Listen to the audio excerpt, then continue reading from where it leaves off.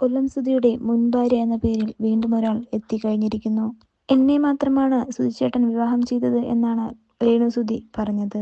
എന്നാൽ അതിനു മുമ്പേ തന്നെ എന്നെയും കൂടെ വിവാഹം കഴിച്ചിട്ടുണ്ടെന്ന് വീണ എസ് പിള്ള പറയുന്നു. രേണു തങ്ങളുടെ ഇടയിൽ വന്നതുകൊണ്ടാണ് ഇത്രയും പ്രശ്നങ്ങൾ ഉണ്ടായതെന്ന് വീണ എസ് പിള്ള പറയുന്നു. തന്റെ ഭർത്താവായിരിക്കെ തന്നെയാണ് രേണുവിനോട് മോശമായ ചാറ്റും കാര്യങ്ങളും ഉണ്ടായിരുന്നതെന്നും അത് ചോദിച്ചതിൽ തുടർന്ന് പ്രശ്നങ്ങളുണ്ടായെന്നും വീണ പറയുന്നു. എന്നാൽ ഇപ്പോൾ വീണയെ വെല്ലുവിളിച്ചതിനെ തുടർന്നാണ് രേണുവിന് പണി കിട്ടിയതും. രേണുവിന്റെ പല കള്ളത്തരങ്ങളും വീണ എസ് പിള്ള പുറത്തു കൊണ്ടുവന്നിരിക്കുകയാണ്. കൊല്ലം സുധിയുടെയും വീണയുടെയും ജീവിതത്തിലേക്ക് വലിഞ്ഞു കയറിയതാണ് രേണു എന്നും രേണുവിനൊരിക്കലും എന്നെ വലിച്ചു കീറാനാവില്ല എന്നും പറഞ്ഞാണ് വീണ എസ് പിള്ള ഇന്റർവ്യൂവിൽ പറഞ്ഞത്. ഇത്രയും നല്ല ചേച്ചിയെ വിട്ടിട്ടാണോ സുധിച്ചേട്ടൻ രേണുവിന്റെ പുറകെ പോയത് എന്നുള്ള കമന്റ്സും നിരവധിയാണ്. നല്ല പക്വതയുള്ള സ്വഭാവം, ഐശ്വര്യമുള്ള മുഖം, അങ്ങനെ നിരവധി കമന്റുകളാണ് വീണയെ കുറിച്ച് ആളുകൾ പറയുന്നത്.